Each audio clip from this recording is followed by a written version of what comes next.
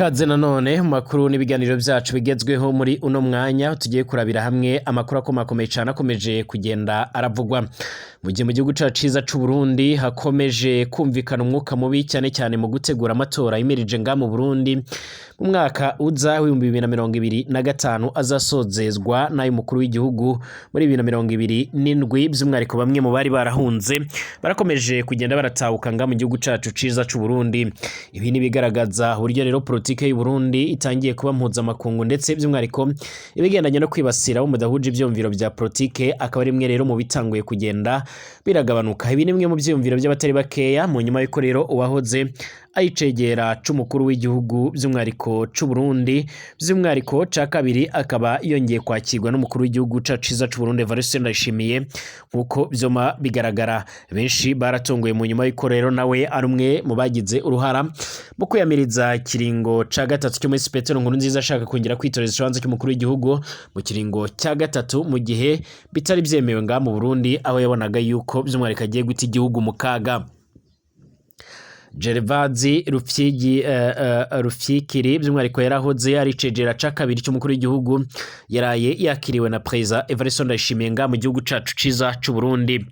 Muri Ntwarante 2015 Gervasi by'umwariko yari mu bagize inama y'inararibonye ya CNDD-FDD araheza ariyamiriza umugambi wa President Petero Nkurunziza wo kwitoza ubwa gatatu by'umwariko kuko yabona by'umwariko azoba ataye mu gihugu mu kaga. Ibi ntibyatebye aho yatanguje gahunda by'umwariko zo kugerageza kurabira hamwe rero by'umwariko uburyo yosoka igihugu mu nyuma y'uko umutekano we utari wifashe neza. Benshi barabyumvisha inkuru ziwe uburyo rero yasohotse igihugu avuga ko yoba agiye kwivuza nyamara bikaza kurangira asohoye amakete ateye ubwoba ndetse nakomakomeye cyane yagaragazaga ndetse yakanerekana uburyo rero by'umwariko yoba agiye guhangana by'umwariko n'abandi bategetsi cyangwa agiye gufatikanya n'abandi mu Burundi bahunze ariko kandi bikaza byarangiye nyubundi agarutse nga muri kino gihugu cacu kuko amakuru yama aradusumira cyangwa nkuko amakuru akomeza kugenda aratugera bivuga. Benshi by'umwariko baragarutse ku buryo rero yavuze ko agiye kugaruka ku muryango wiwe akabana n'umuryango wiwe ariko kandi yama agaragaza ndetse anashimangira ndetse by'umwariko anagaragaza by'umwariko byinshi bigendanye nkuko bikomeje kugenda bigaragara cyangwa se by'umwariko nkuko bikomeje kugenda bitangazwa bikaba by'umwariko bigaragaza neza yuko avuga ko urubuga rwa politike agiye kurukomeza ndetse no kurutangura nkuko bikomeza kugenda bigaragara cyangwa se nkuko bikomeje kugenda bitangazwa.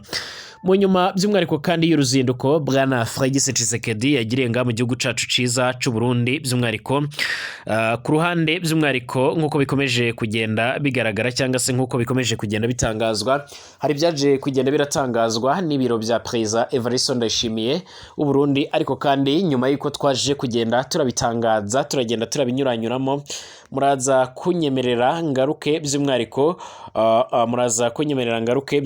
ku byama biratangazwa n'ibiro bya Perezida wa Repubulika abaharanira intwaro rusange ya Kongo by'umwariko aho naho bagize ibyinshi batangaza ndetse bagira byinshi bavuga ku bigendanye n'uruzinduko.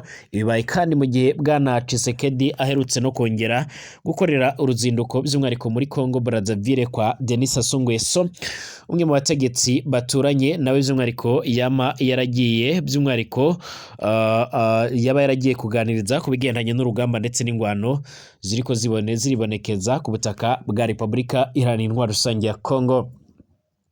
Ndabahaye ikaze mwese nshuti banywanyi biganiro byacu sangwa nshuti abavandimwe abatwumviriza kuri nombonesha kure yacu aina yanyu ya Burundi News TV imbonesha kure imwe rudende ibandanya kubashikiriza amakuru akomeye cyane amakuru yihuta kandi agezweho agaruka ku mutekano politike diplomasi ndetse n'ibindi bigiye bitandukanye. Ndabahaye ikaze kuri mwe mwese rero mutwumviriza muri imbere mu gihugu cacu ciza c'u Burundi abatwumviriza bari mu bice bigiye bitandukanye abatwumviriza bari ijya nino mwisi abari ku mugabane wa Buraya Asia Australia Amerika ndetse n'andi hose twizere ko muri amahoro kandi mukomeje kumererwa neza cyane. Turabahaye ikaze rero mwese abatwumviriza by'umwariko bari ku mugabane wa Buraya niberwa mbere usanga yapyonda kwanditse sabone kugira ngo ucoronka amakuru n'ibiganiro byacu bari natwe gatanu kuri gatanu.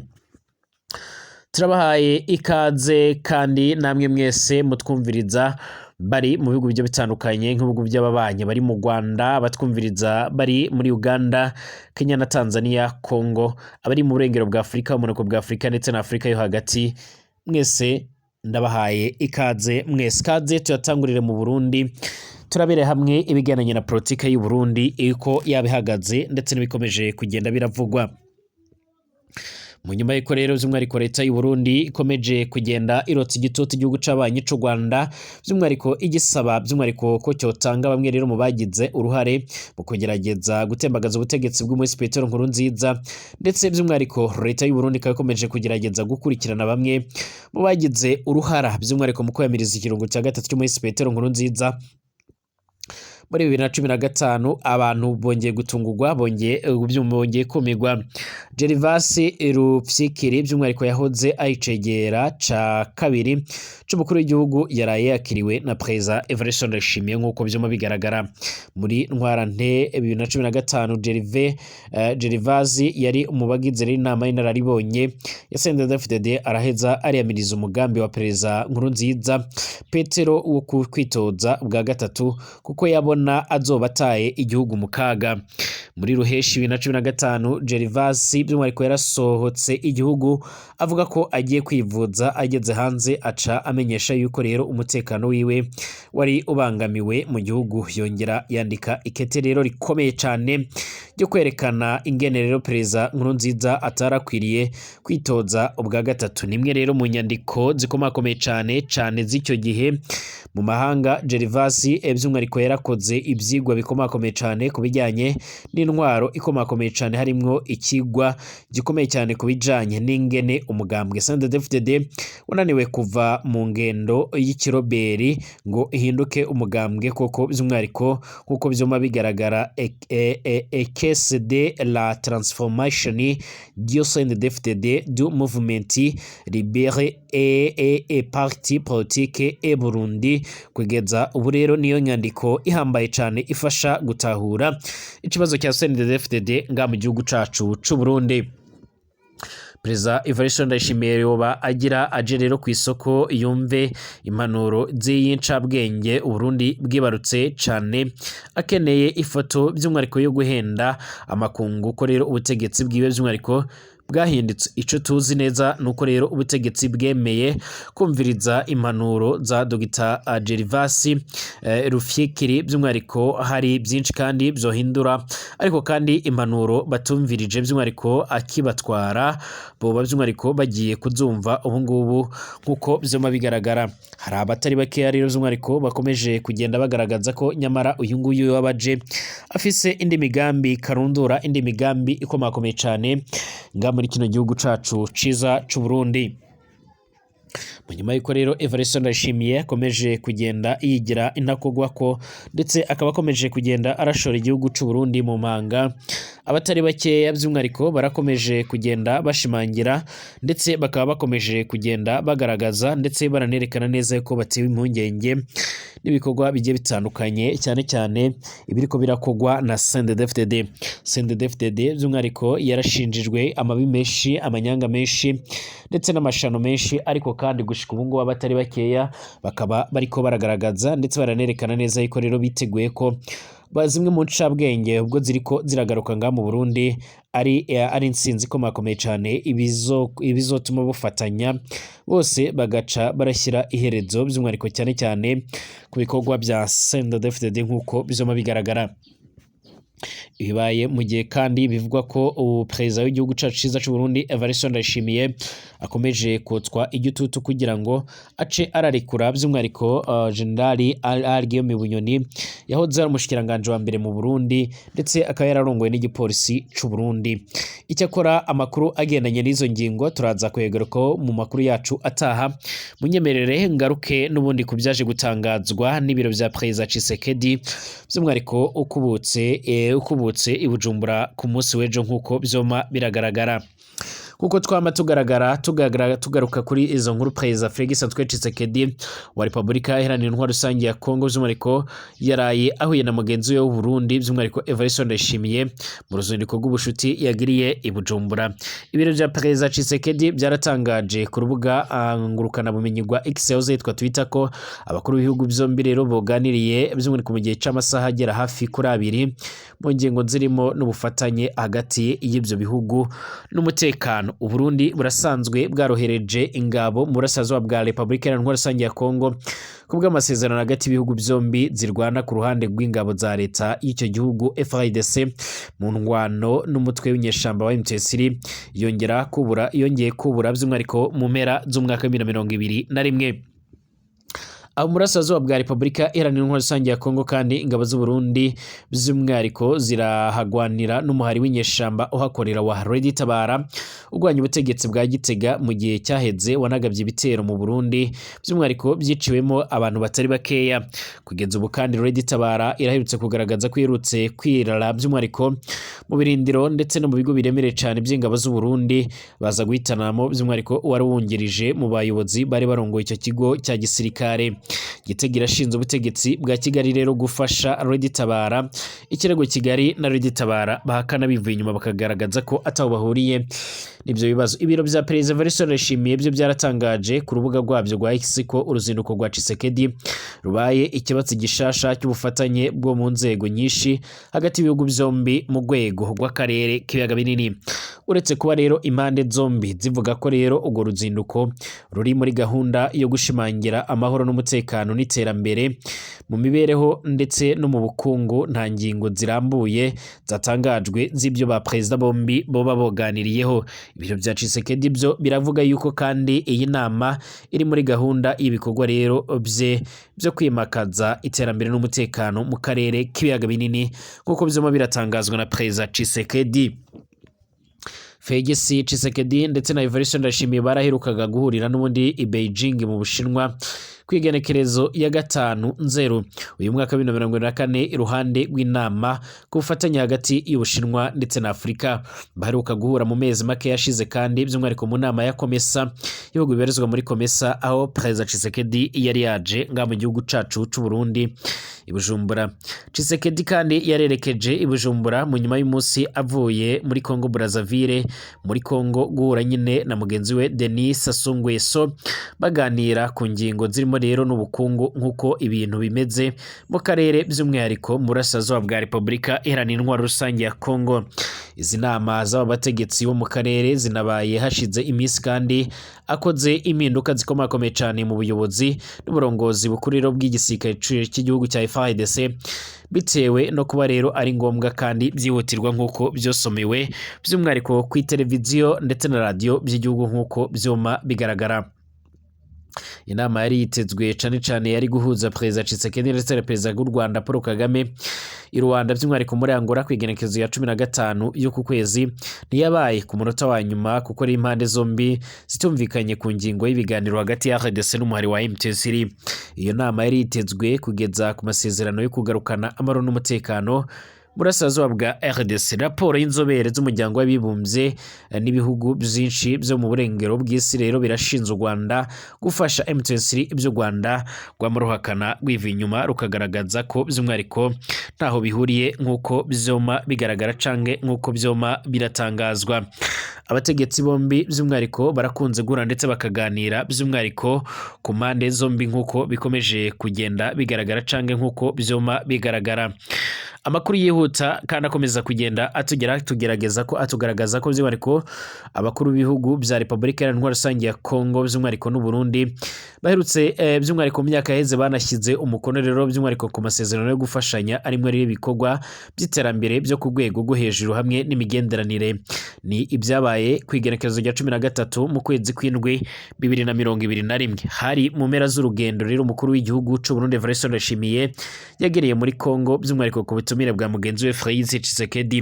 Mu masezerano y'impande zombi rero bazateyeho rero igikumu harimo rero umugambi wo kubaka ibarabara ry'indarayi rizova mu karere ka Uvinza by'umwihariko muri Tanzania rice rero imusongati n'Igitega gushika Uvira by'umwihariko ribandanye gushika mu gisagara ca Kindu umugwa mukuru w'intara ya Mainema.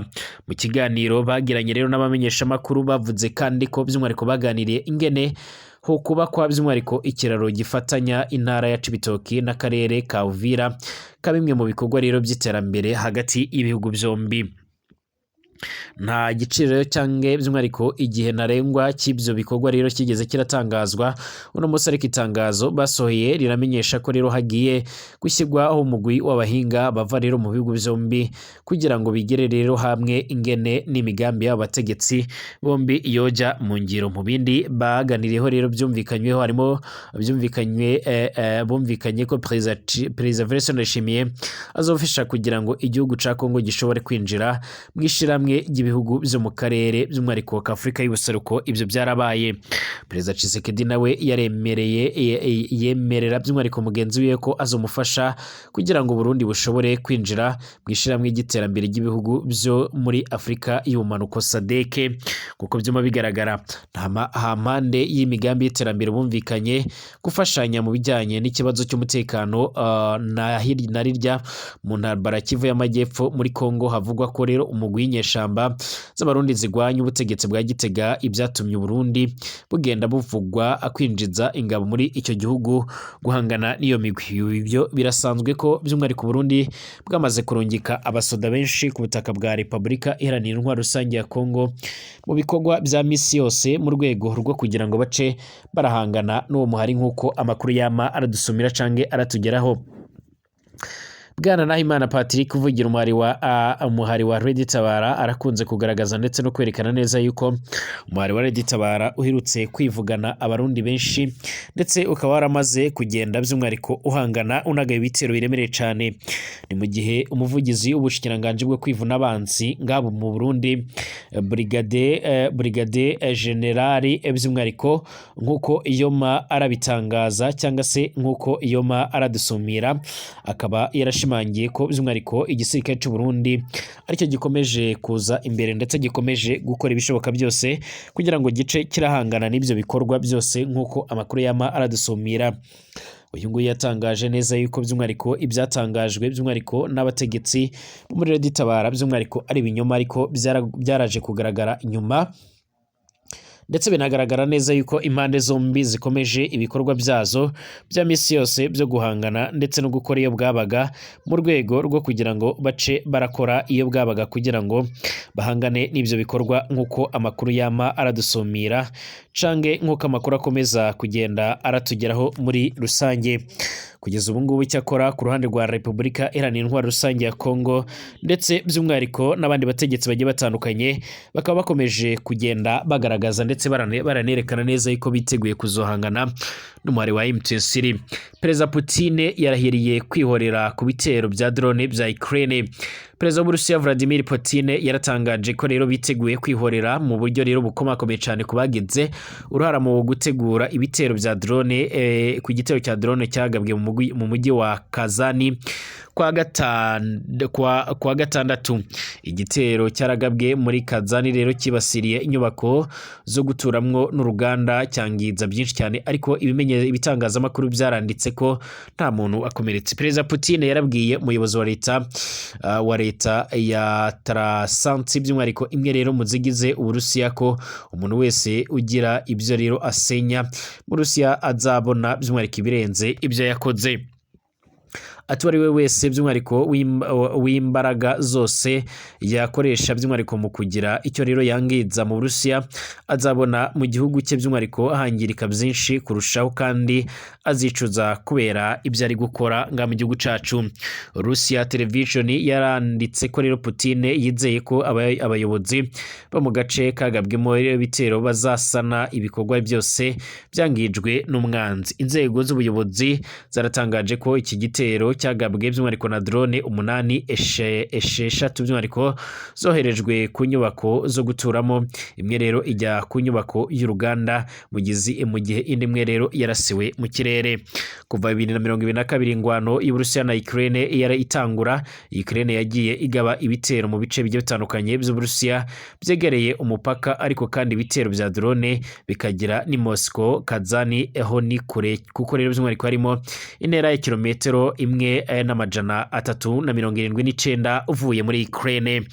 Mu gihe kandi Uburusiya bwigaruriye ibice rero bigiye bitandukanye bya Ukraine mu mugambi wo gushaka kubyiyomeka nk'uko byimo bigaragara.